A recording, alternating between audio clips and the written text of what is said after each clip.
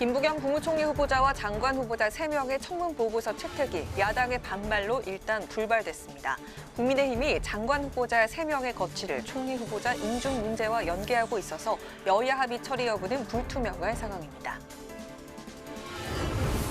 문재인 대통령이 취임 4주년 특별 연설에서 부동산 문제가 가장 아쉬움이 남는다며 남은 1년을 보완하겠다고 약속했습니다.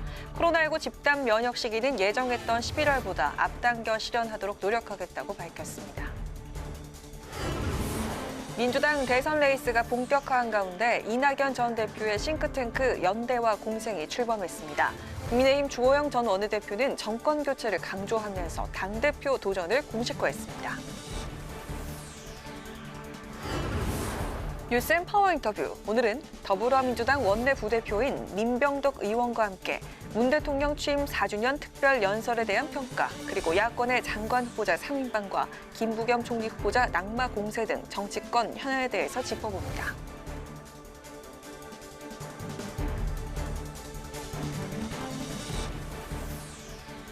여러분 안녕하십니까? 5월 10일 의정종합뉴스 뉴스엔 시작하겠습니다.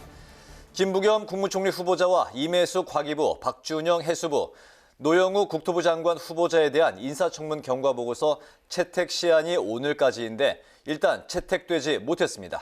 국민의힘은 새 장관 후보뿐만 아니라 김 후보자까지 부적격하다고 주장했고, 더불어민주당은 4명 모두 문제가 없다고 보고 야당의 협조를 기다리겠다는 입장입니다. 김희연 기자가 보도합니다.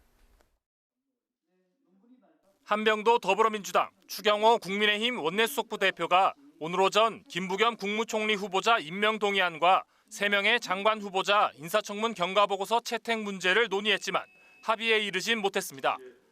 예정돼 있던 김부겸 국무총리 후보자 인사청문 특위는 야당의 반대로 회의가 무산됐습니다.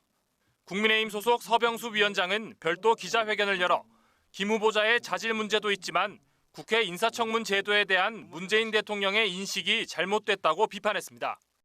야당에서 반대한다고 해서 저는 검증 실패라고 생각하지 않습니다. 이 말씀은 인사청문회 결과와 관계없이 후보자를 임명하겠다는 것이고, 저는 위원장으로서 이러한 형식적인 인사청문회 경과보고서 채택을 하지 않겠다는 것입니다. 인사청문 특위 소속 민주당 의원들은 단독으로 전체 회의를 열어 국민의힘이 원구성 협상과 같은 국회 운영의 우위를 차지하기 위해 정략적으로 청문 보고서를 회피하고 있다고 비판했습니다.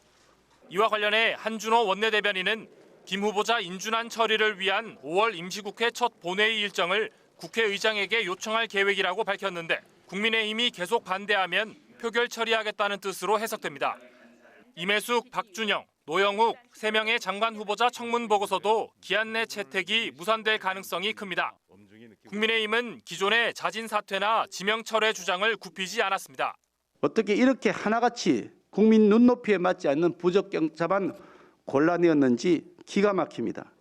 더불어민주당은 의원총회를 열어 청문 보고서 채택 여부를 논의했는데 김 후보자와 3명의 장관 후보자 모두 문제가 없다고 보고 단독으로 청문 보고서를 채택할지 야당과 추가 협상을 이어갈지 논의한 것으로 알려졌습니다.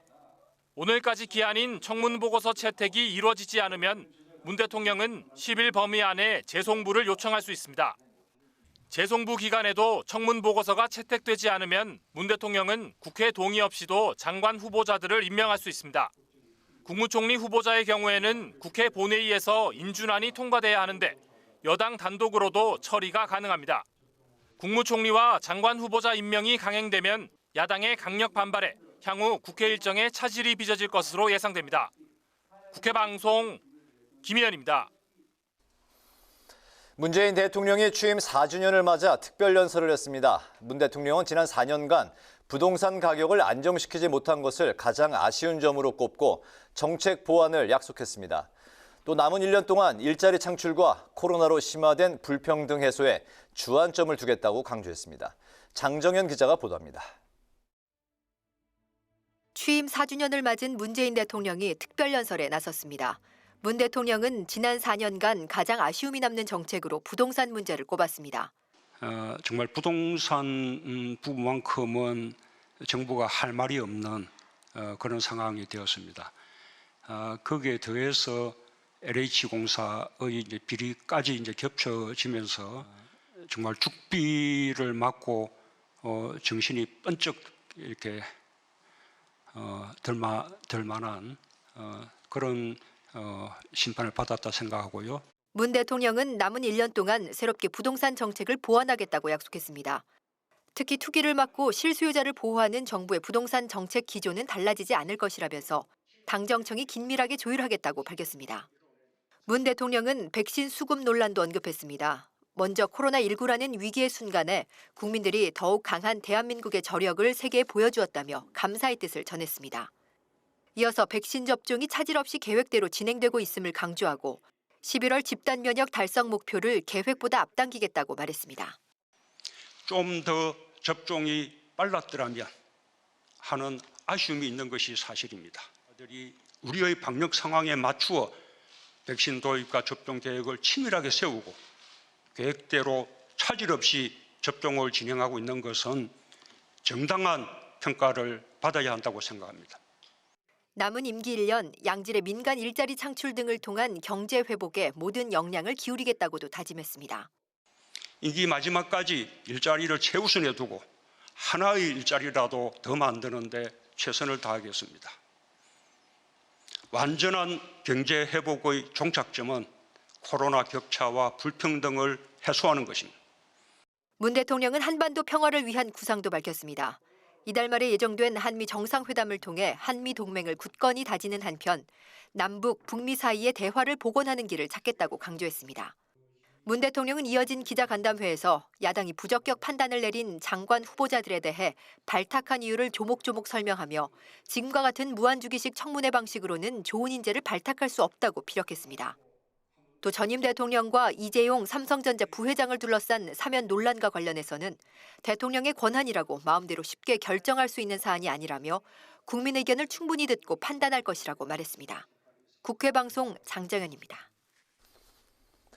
문재인 대통령 취임 4주년 특별연설을 들은 여야의 반응은 엇갈렸습니다. 더불어민주당은 당이 추진해 나갈 주요 과제와도 완벽하게 일치한 연설이었다고 평가한 반면 국민의힘은 반성 없이 독선과 아집을 지속하겠다는 대국민 선전포고였다고 비판했습니다. 보도에 박지영 기자입니다. 문재인 대통령 취임 4주년 특별 연설을 함께 시청한 더불어민주당 지도부. 송영길 대표 등 당 지도부는 문 대통령의 연설 중간중간 고개를 끄덕이며 공감을 표했습니다. 민주당은 국난 극복과 경제 성장, 북핵 문제 해결에 대한 자신감과 의지를 담아낸 연설이었다는 평가를 내놨습니다.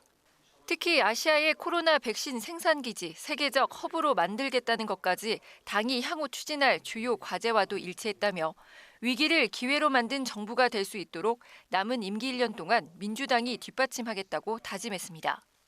더불어민주당은 경제 성장률 4% 달성, 민간 일자리 창출에 성공할 수 있도록 당정이 일치되어 문재인 정부의 남은 1년 임기를 충실히 뒷받침해 나갈 것입니다.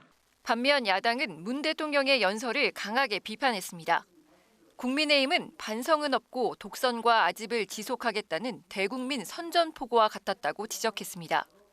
또 소득주도 성장과 부동산 정책 등을 실패해놓고도 바로 잡겠다는 의지가 보이지 않아 실망스럽다고 밝혔습니다.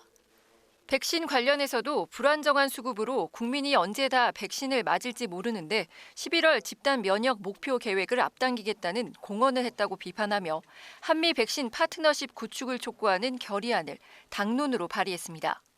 백신 공급 부족으로 아랫돌 빼서 윗돌 괴는 식의 이런 임기응변적인 대책이 아니고 백신 확보를 위한 전방위 외교와 한미 백신 스와프를 포함한 백신 파트너십을 구축하고 이를 위한 범정부적인 대책을 마련해야 합니다.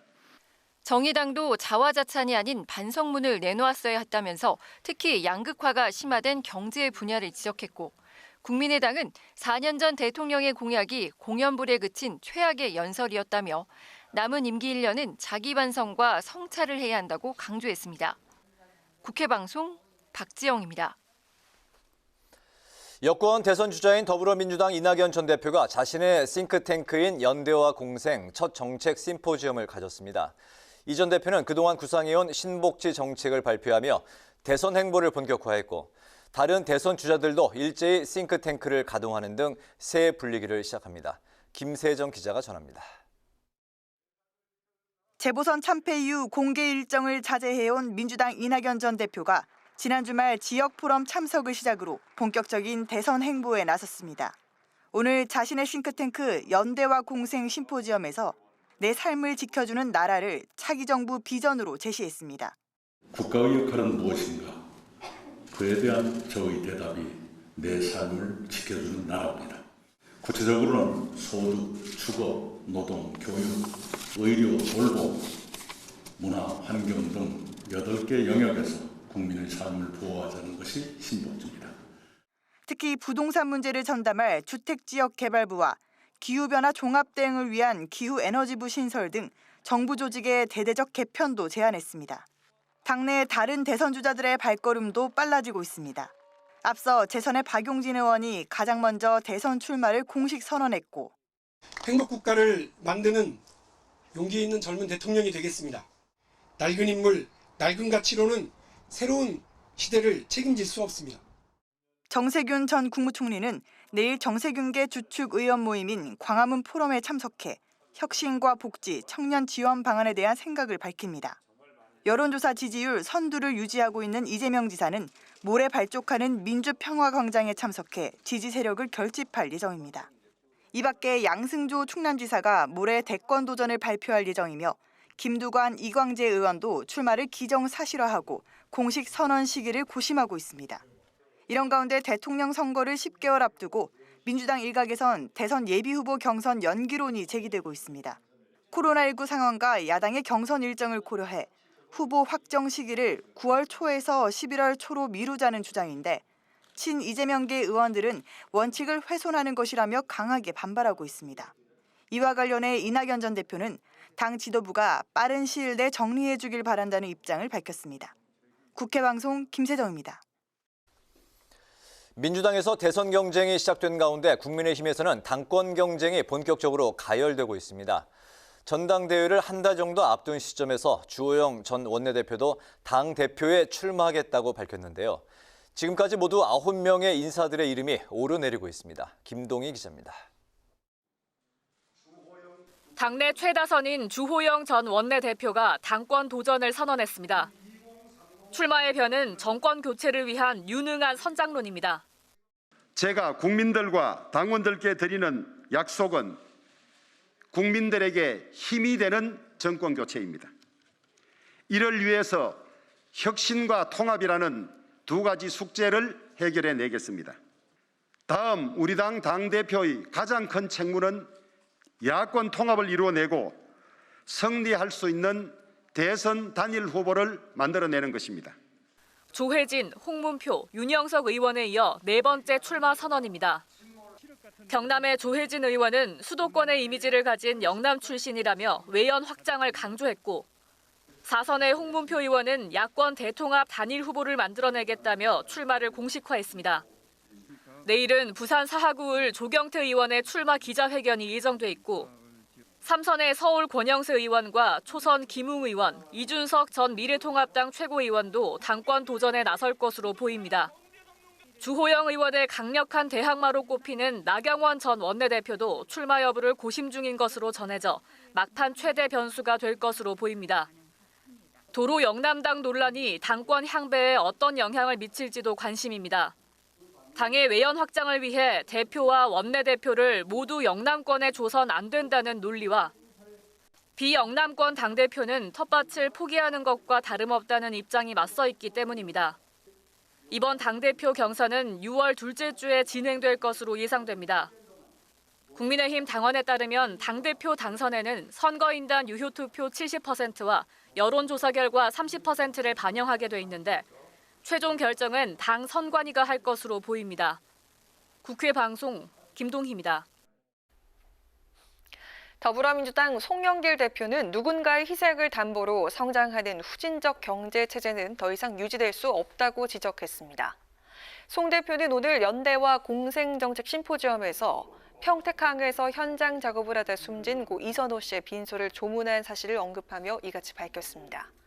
또 지금도 우리 아들과 딸들이 산재 현장에서 희생당하고 있다며 당과 국회 차원의 재발 방지 대책 마련에 나서겠다고 강조했습니다.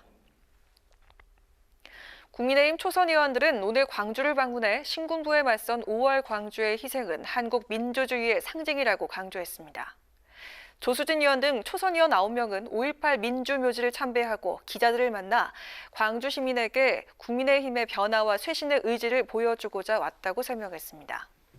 전두환 전 대통령이 오늘 사자 명예훼손 항소심 재판에 불출석한 것에 대해선 전두환 씨가 재판에 출석해 당시의 진실을 밝히고 광주 시민께 사죄할 것을 촉구했습니다.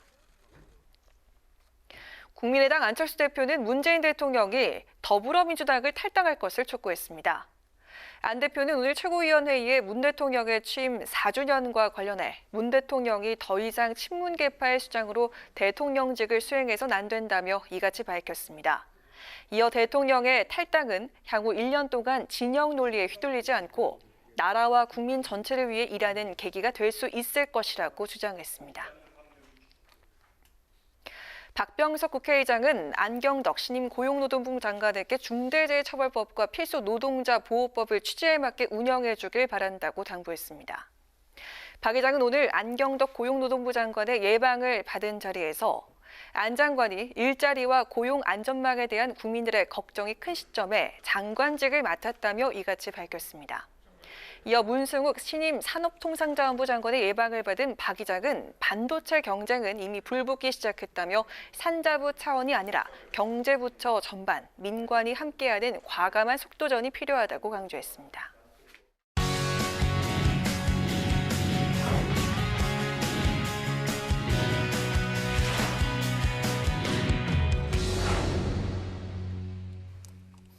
네, 오늘 이슈 분석 김동길 기자와 함께합니다. 김 기자 어서 오십시오. 네. 내년 대선이 이제 3월 9일, 초니까 이제 10개월 정도 남았는데 대선을 앞둔 그 여야의 이제 발걸음도 빨라지고 있는 것 같습니다. 네. 그 민주당의 현재 대선 레이스는 어떻게 진행이 되고 있나요? 네, 조금 전 리포트에서도 보셨지만 민주당은 일찌감치 대선 후보군이 만들어졌습니다. 네. 이재명 경기도지사, 또 이낙연, 정세균 전 총리 등이 이제 빅3를 형성하고 있고요. 어제 이제 박용진 의원이 출마 선언을 했습니다. 또 네. 이광재 의원, 김두관 의원도 출마를 이제 저울질하고 있고, 이제 충청 물망으로 충청 주자에서 양승조 충청도 지사도 이제 저울질을 하고 있는데 그렇게 되면 이제 출마 선언은 계속 이어질 것으로 보고요. 네. 그런데 현재까지 최근에 이루어진 여론조사를 보면 이재명 지사의 강세 속에 이낙연 또 정세균 전 총리가 이제 따라가는 형국입니다. 네. 그리고 나머지 후보들의 지지율은 좀 약하다고 볼 수 있고요. 네.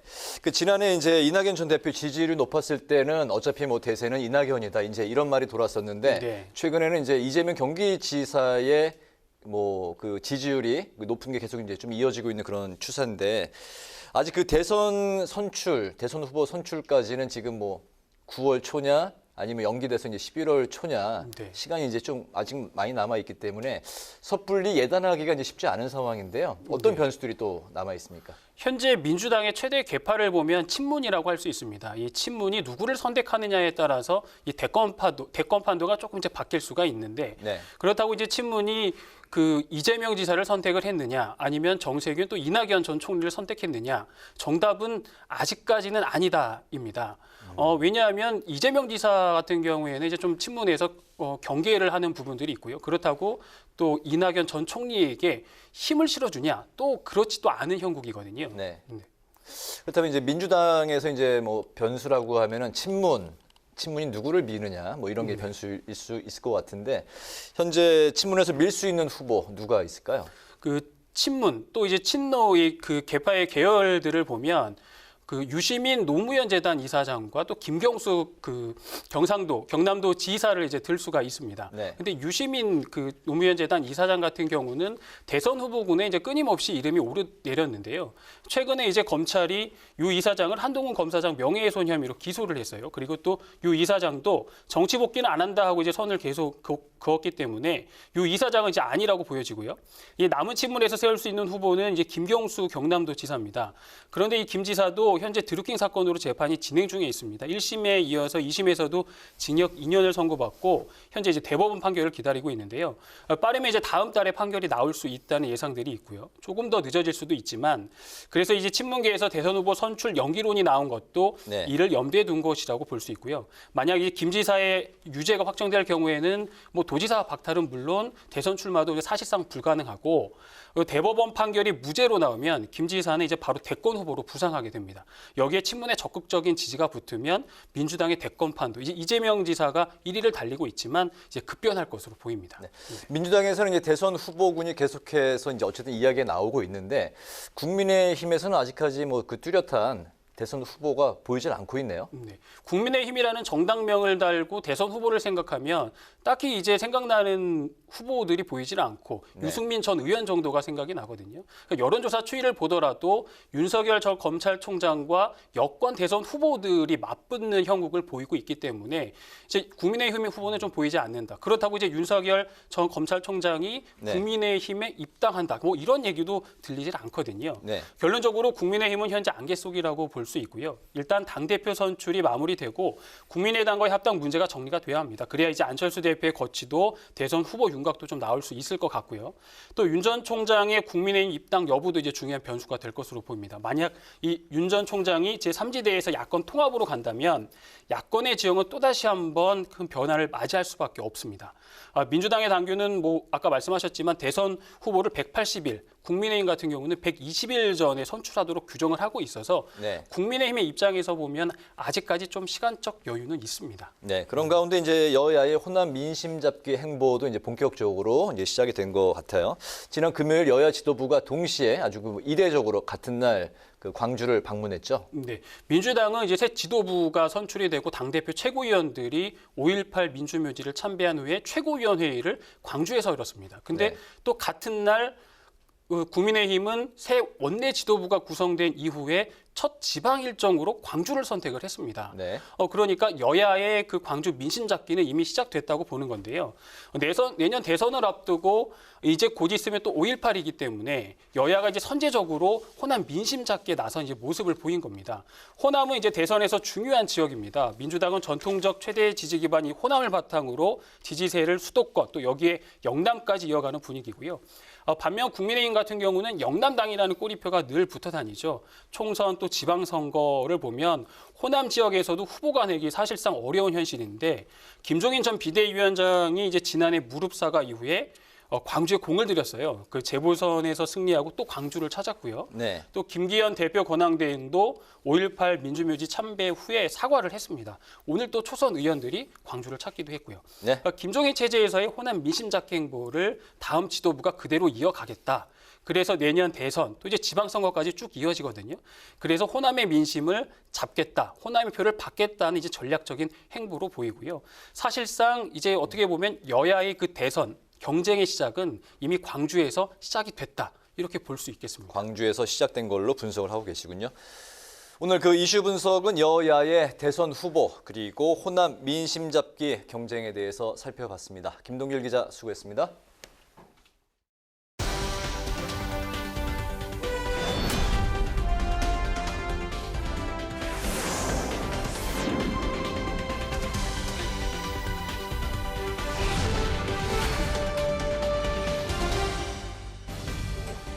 강하락의 정치톡 시간입니다. 5월 10일 시선을 집중시킨 정치 뉴스 만나보시죠.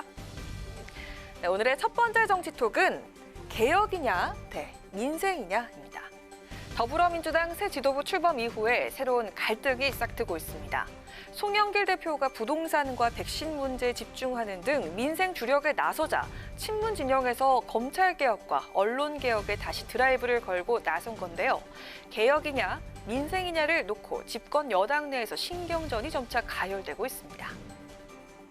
국민의 삶을 지켜내고 또 정부의 그런 백신 확보 노력을 확실히 뒷받침해서 11월 집단 면역이 가능할 수 있도록 하겠습니다. 부동산 문제도 당정 간의 긴밀한 협의를 통해 대안을 만들어내도록 노력하겠습니다. 우리 민심을 받드는 민주당이 될 수 있도록 노력하겠습니다. 송 대표의 이러한 민생 우선 기조의 개혁을 외면하면 온전한 민생도 없다고 반박한 이가 있습니다. 바로 추미애 전 법무부 장관인데요. 추 전 장관은 자신의 페이스북을 통해 개혁과 민생은 각각 따로 존재하는 목적지여서 그중 하나를 선택하는 것이 아니다라며 민생이란 목적지에 도달하기 위해서 수단으로서 개혁이 존재하는 것이라고 강조했습니다. 친문 핵심인 윤호중 원내대표 역시 검찰과 언론개혁을 분명히 추진하겠다고 밝혔는데요. 다만 새로 구성되는 지도부와 협의해서 추진하겠다면서 속도 조절론을 밝혔습니다. 송 대표가 민생 현안 해결에 집중하고 있는 만큼 검찰과 언론개혁 과제는 후순위로 밀릴 것이라는 관측이 나오고 있습니다. 하지만 개혁 과제를 주도해온 친문 인사들의 반발도 만만치 않은 상황이어서 민생과 개혁 과제 우선순위 결정에 추가적인 갈등이 예고되고 있습니다. 민생 우선의 방점을 찍은 송 대표, 민생이냐 개혁이냐를 둘러싼 당내 논란에 대해선 어떤 해답을 내놓게 될까요? 이어서 오늘의 두 번째 정치톡입니다. 이제 돌아가고자 합니다. 무소속 홍준표 의원이 국민의힘 복당 의사를 공식적으로 표명했습니다. 지난해 총선에서 공천 결과에 불복해서 탈당한 지 1년 2개월 만인데요. 이제 당으로 돌아가야 할 때가 됐다고 밝힌 홍 의원, 복당을 결정한 이유에 대해서 이렇게 설명했습니다. 당과 국민들의 복당 신청 요구가 빗발치고 있어 이젠 돌아가야 할 때가 되었다고 생각합니다. 다시 당으로 돌아가서 당원으로서 책임과 의무를 성실히 수행하고 정권 교체를 통한 국가 정상화를 위해 하나의 미랄이 되고자 합니다. 네, 홍 의원이 복당을 결정한 배경으로 민심을 강조했습니다. 이를 입증하는 여론조사 결과가 나와서 눈길을 끌고 있는데요. 국민 2명 중 1명은 홍준표 의원의 국민의힘 복당을 찬성한다는 결과인데요. 여론조사 기관 PNR이 발표한 조사에 따르면 홍 의원의 국민의힘 복당 여부를 묻는 질문에 47%가 찬성한다는 답변을, 34.9%는 반대한다, 18.1%는 잘 모르겠다라고 답을 했고요.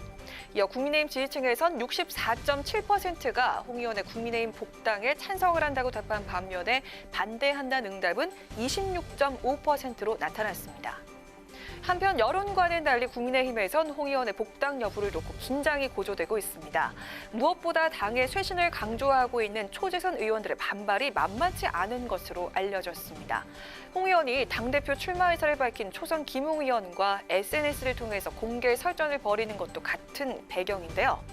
홍 의원은 김웅 의원을 겨냥해서 정계 입문 1년밖에 안 되는 분이 당대표를 하겠다고 나서는 건 무리라면서 일찍 시들 꽃이라고 직격을 했고요.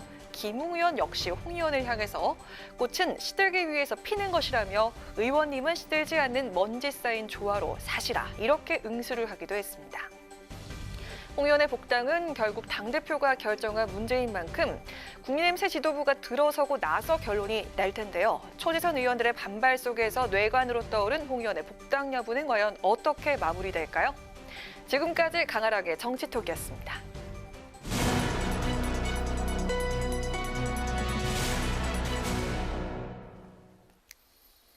네, 문재인 대통령의 취임 4주년 특별 연설을 두고 여야가 극명한 온도 차이를 보였습니다. 특히 장관 후보자들의 거취 문제와 관련한 문 대통령 발언을 두고 국민의힘에서는 강력 반발이 나오고 있는데요. 관련한 자세한 이야기 국민의힘 윤희석 대변인과 이야기를 나눠보도록 하겠습니다. 대변인님 나와 계시죠? 안녕하세요. 안녕하십니까? 네, 안녕하세요. 네. 문재인 대통령이 오늘 취임 4주년 기념 특별 연설을 했는데 지난 4년의 시간을 되짚어보고 남은 1년 동안의 국정 운영 그림을 이제 밝혔습니다. 하지만 야당은 특별 연설 이후에 혹평을 쏟아냈고요. 했는데 그렇다면 제일 야당의 평가는 지난 문재인 대통령의 4년간에 대한 평가는 성적표는 몇 점입니까? 네, 우선 야당이니까 혹평을 한 게 아니냐 이제 이렇게 말씀을 하시는데 좋게 평가를 하려고 해도 할 수가 없을 만한 그런 국민의 현실 인식과 너무나 괴리가 된 그런 말씀들을 많이 하셨습니다. 오늘 연설 내용을 보게 되면은 OECD 국가 중에서 가장 경제 회복이 빠르다더니 11월 집단 면역이 빨라질 수 있다. 고용 상황이 좋아지고 있다. 이런 등등의 발언들은 소위 말해서 자화자찬에 가까운 얘기입니다. 근데 국민들이 이렇게 힘겨운 상황을 겪고 있는 이 와중에 대통령께서 특별 연설 중에 이런 자화자찬식의 얘기를 하는 것이 과연 특별연설에 맞는 말씀이냐? 저는 여기서부터 의문을 먼저 말씀드리고 싶습니다. 과연 얼마나 많은 국민들이 대통령의 말씀에 동의를 할 수 있겠습니까? 연설문을 작성한 당사자도 아마 동의 안 할 거라고 저는 생각을 합니다. 자, 그러면 왜 대통령께서 이렇게 말씀을 하시느냐? 무슨 기준에 의해서인지 모르지만은 그 경제 지표 몇 가지 숫자에 집착해서 현실과 전혀 다른 말씀들을 하고 계세요. 이런 상황이 발생을 하고 이게 4년을 지속이 되고 있는데 남은 1년 언급하셨지만은 앞으로 남은 1년 동안 이렇게 안이한 현실 인식으로 어떻게 국정을 이끌 수 있을 것인지 대단히 걱정이 되고요. 국민 여러분들께서 평가하실 수 있겠는데 문재인 정부 4년에 대한 성적표 말씀하셨는데 저희가 평가하기보다는 국민께서 정확하게 냉정하게 평가하시리라 이렇게 생각합니다. 네, 그리고 문재인 대통령이 임혜숙, 박준영, 노영욱 장관 후보자 3인에 대해서 야당에서 반대한다고 해서 검증 실패라고 생각하지 않는다. 또 무한주기식 청문회가 되고 있다. 이렇게 말을 했는데 3인의 임명을 밀고 갈 거란 해석이 나오고 있습니다. 야당 입장이 어떻습니까? 일단 대통령께서 야당이 반대한다고 해서 검증에 실패한 건 아니라고 하신 말씀에 대해서 제가 좀 언급을 하고 싶습니다. 네. 본인이 대통령으로서 장관 후보자를 지명을 한 것에 대해서 국민의 대표자인 국회에서 평가를 한 것입니다.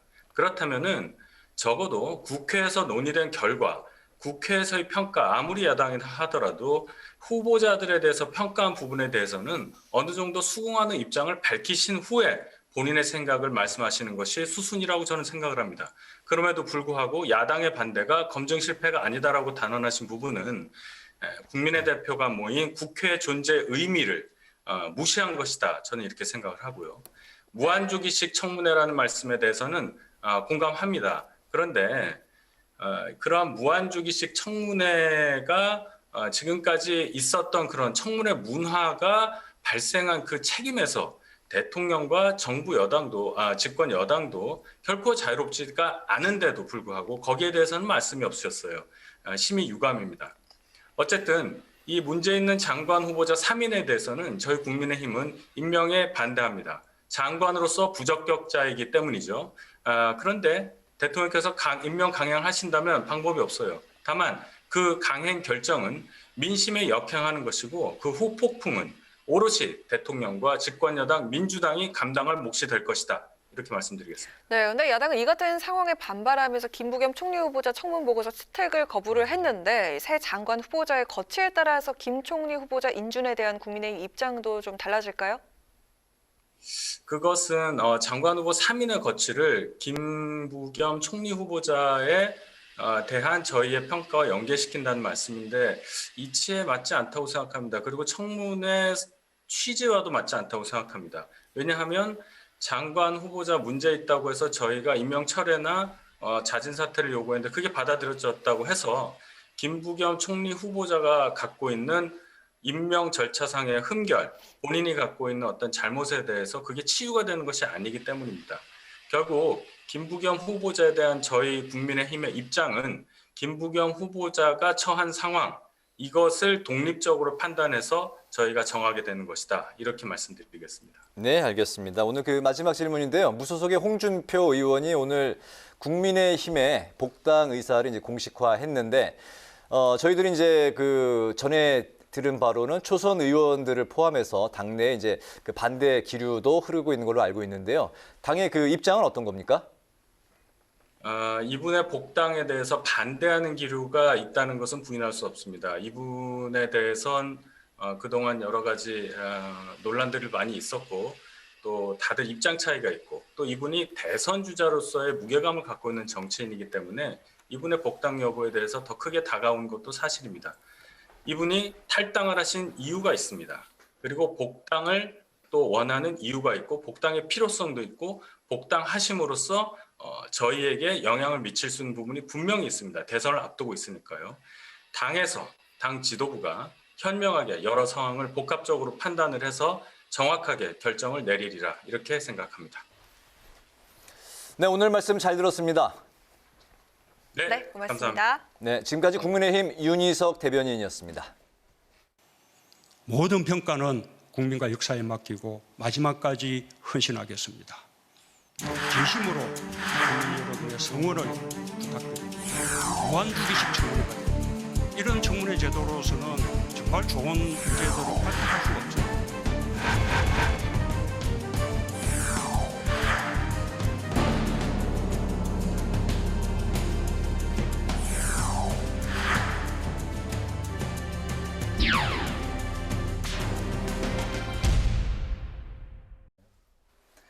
네, 이번 시간은 뉴스엔 파워 인터뷰 코너입니다. 문재인 대통령이 취임 4주년 특별연설을 통해서 장관 후보자들에 대한 뚜렷한 소신을 밝히면서 장관 후보자 3인의 거취를 둘러싼 여야의 갈등이 짙어지고 있는 모습입니다.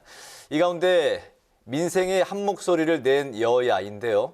코로나19 손실보상법 처리의 속도를 낼지 이목이 쏠리고 있습니다. 그래서 오늘은 더불어민주당 원내 부대표이자 국회 정무위 소속이신 민병덕 의원과 함께 관련 이야기를 나눠보도록 하겠습니다. 의원님 안녕하십니까? 안녕하세요. 네, 반갑습니다. 네, 나와주셔서 감사합니다. 고맙습니다. 고맙습니다. 네. 먼저 문재인 대통령이 오늘 취임 4주년 기념 특별 연설을 이제 하지 않았습니까? 네. 방금 이제 국민의힘 윤희석 대변인의 관련한 이제 코멘트도 이제 들으셨는데요. 앞으로 이제 남은 또 1년의 국정 운영 청사진도 오늘 대통령께서 밝히셨는데 어떻게 보셨습니까? 저는 좀 솔직한 얘기를 했다고 봐요. 아까 윤 대변인께서는 자화자찬만 했다고 하는데 자화자찬 부분은 국민들에게 지금 힘드신지 알지만 이 지표나 이런 것들을 보면은 이렇게 좋다. 그러니까 조금만 좀 견디면은 좋아질 것이다. 옛날 우리 DJ께서 말씀하셨던 아랫목, 윗목처럼 그러니까 세계적인 경제 지표로 봤을 때는 우리가 굉장히 좋다. 네. 이런 얘기를 좀 주신 것이라고 보고요. 아쉬운 점들에 대해서도 얘기했어요. 백신 접종이 늦어지는 거에 대해서 아쉬움을 또 토로하셨고, 그리고 또 방역과 관련해서도 좀 이렇게 올해 하는 불안 부분들에 대해서도 말씀하셨고, 그래서 저는 아쉬움과 그리고 또 국민에 대해서 희망을 주는 두 가지 메시지를 주셨다고 보고, 또 하나는 또 중요하게 소상공인 자영업자 이 어려움들을 인식하시면서 이제 그 문제를 해결하겠다 이런 말씀도 주셨거든요. 또 저는 또 마지막에 또 저한테 또 박히는 말이 있었는데 네. 코로나 격차 해소, 코로나로 인한 이 불평등을 반드시 해결하겠다. 이것은 좀 정확하게 짚으신 것이라고 생각하거든요. 코로나가 다르게 영향을 미치잖아요. 어려운 사람들은 더욱더 어려워졌는데 그 부분을 좌시하지 않고 반드시 해결하겠다. 이런 것은 저희 국민들이 보기에 어려운 사람들을 살리겠다라는 의미로 읽혀집니다. 저도 네. 또 아쉬움이 좀 있습니다.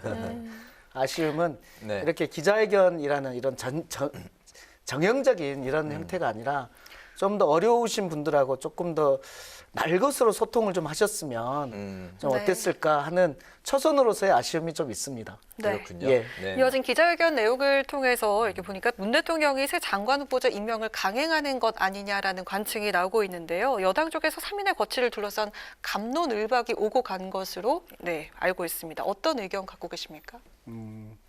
우리 의총을 했는데요. 저 의총을 못 들어갔습니다. 왜냐하면 저는 총리 인사청문위원이어서 그 시간에 총리 인사청문 결과 보고서를 채택하려고 기다리고 있었거든요. 네. 다만 저는 제가 총리 인사청문위원으로서 장관 인사청문과 관련된 인사와 관련된 그 부분을 제가 지금 말씀하기에는 조금 적절하지 않아 보여요. 다만 우리 김부겸 총리 청문회와 관련해서 이것을 채택을 하기로 한 시간이 오늘 2시거든요. 네. 아무런 말씀도 없이 와서 설명도 안 하시고 일방적으로 거부해 버리신 거거든요. 이 거부는 명백합니다.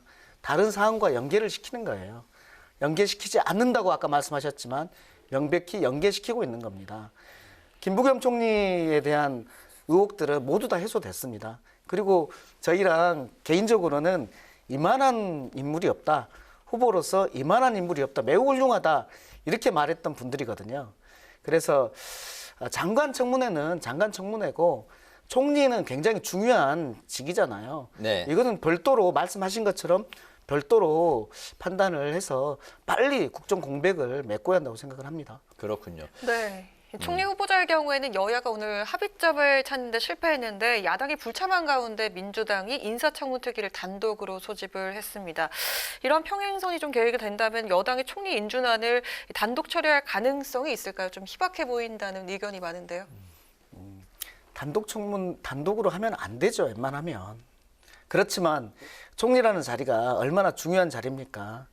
우리 코로나로 다 같이 힘들고 그리고 우리나라 국민들이 이러한 위기를 잘 극복해 온 선례들이 있는데 거기에는 국민의 참여도 중요하지만은 그것을 이끌어갔던 정부의 노력이 중요한데 그 선장 아닙니까?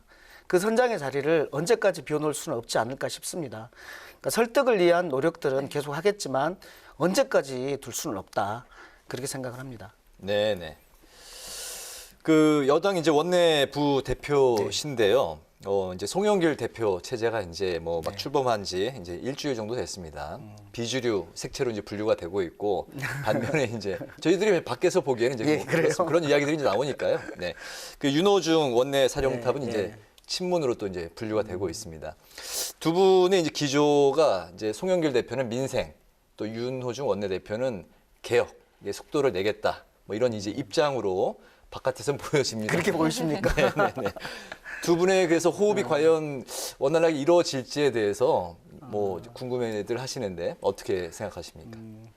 전 찰떡궁합이라고 생각합니다. 찰떡궁합이요? 왜냐하면 우리 송영길 대표님 외향도 그렇지만 또 성격도 굉장히 적극적이시잖아요.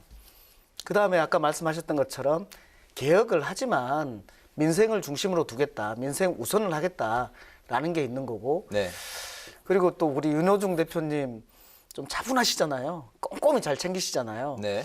이 두 분의 성격이 같은 것이 아니라 좀 다른 것이 저는 찰떡궁합이라고 봅니다. 오히려 부부처럼 네. 같은 사람이 잘 사는 게 아니라 서로 다른 두 명이 잘 조화를 이루는 것이 그게 민주주의 아닌가요? 그 방점은 그럼 민생 개혁 어떻게 두고 있나요? 민주당 안에서는. 민생과 개혁은 같이 가는 거죠. 저는 이 개혁과 관련해서는 개혁은 개혁의 방향을 두고 길게 가는 거고 민생은 지금 당장 급합니다. 코로나로 인해 당장 급한 일들이 있기 때문에 특히 제가 추진하고 있는 코로나 손실 보상 정말 급합니다.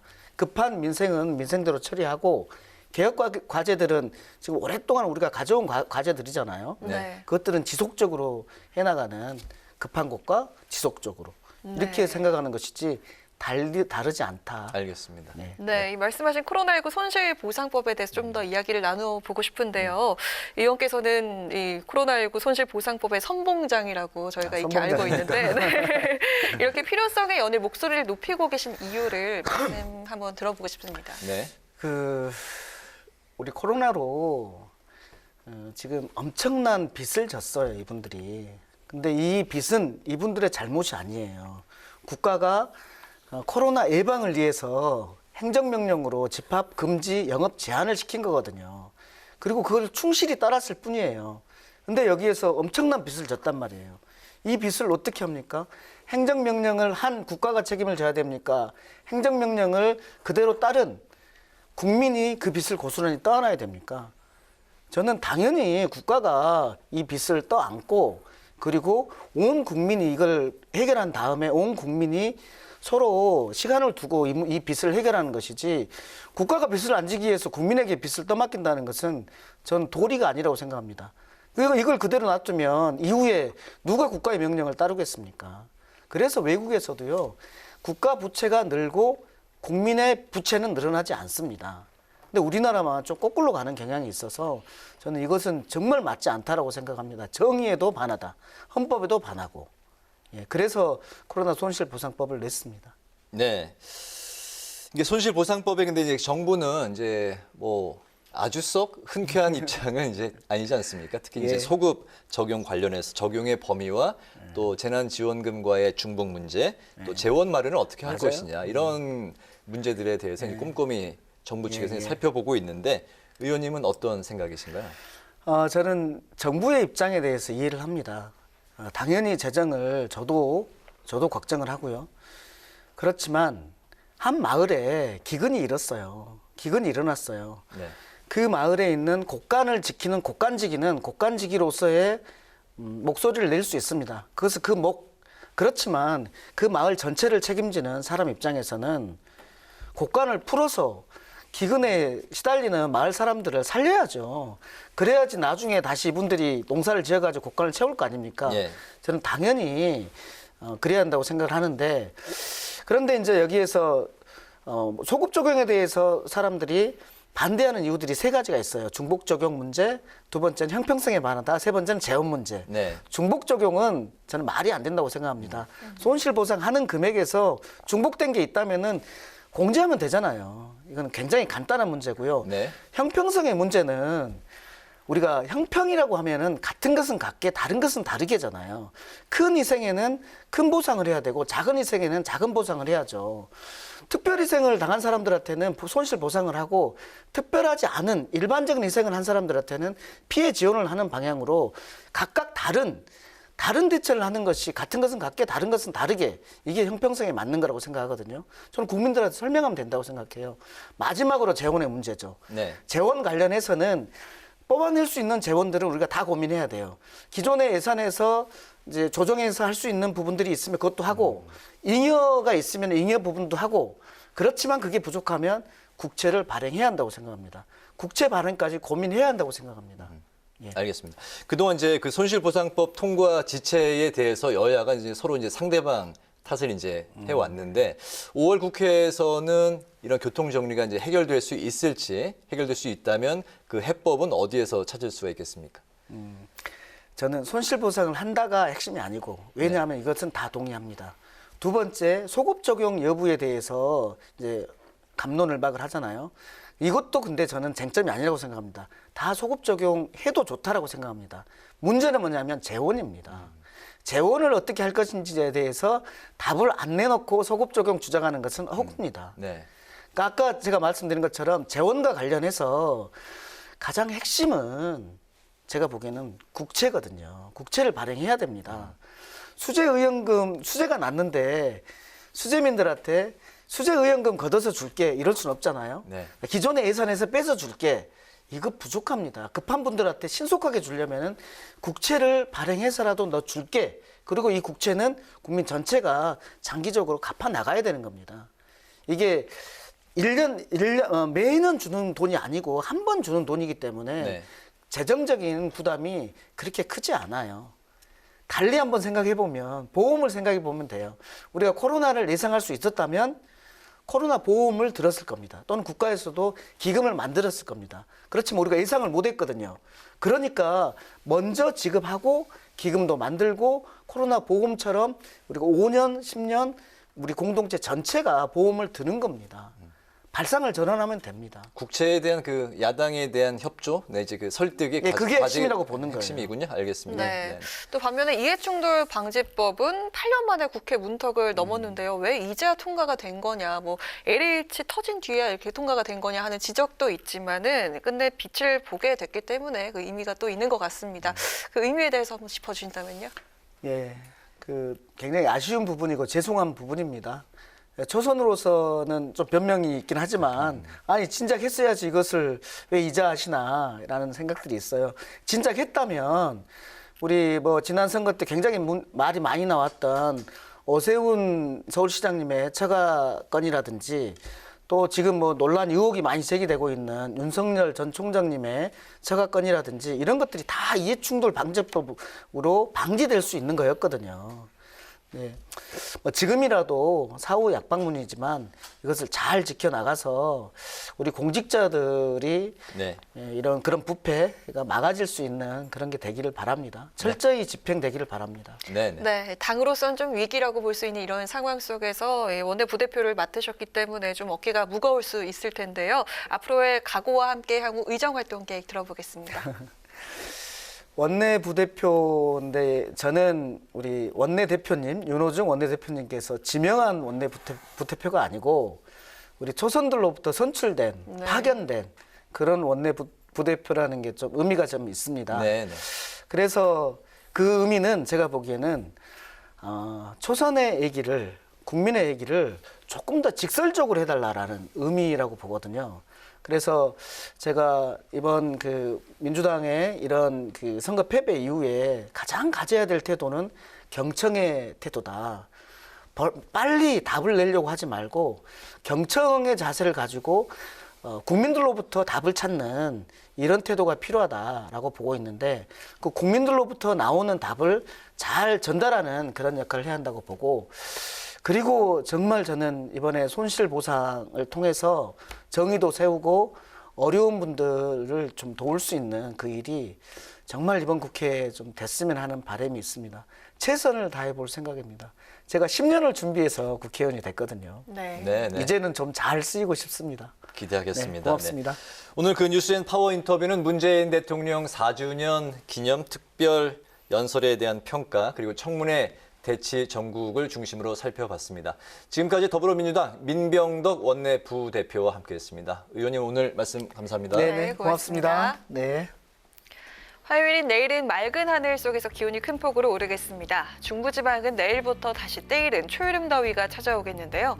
서울과 춘천은 26도, 대전 23도까지 오르는 등 오늘보다 7도에서 10도가량 높아지겠습니다.